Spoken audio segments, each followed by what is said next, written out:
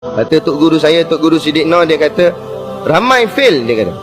Saya pun tanya balik, mana Tok Guru tahu? Tok Guru masuk dah ke dalam tu? Nah, mana Tok Guru tahu ramai gagal, ramai fail? Dia kata tak payah masuk dalam tanah, tengok atas tanah tahu dah. Bila dilaungkan azan hayya 'alas solah, marilah sembahyang, berapa ramai yang datang?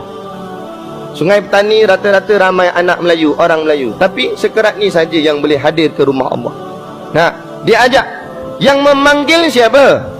Memang yang melaungkan azan itu Bilal, tapi hakikat yang memanggil Allah. Kalau benar dia mengenal Allah, sudah pasti dia akan datang.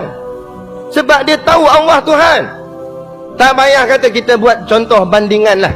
Nah, bukan nak menyamaratakan Allah dengan sesuatu, tak. Tapi kita nak buat bagi fikiran kita terbuka. Kalaulah raja ataupun mana-mana sultan panggil kita, datang tak datang ke istana?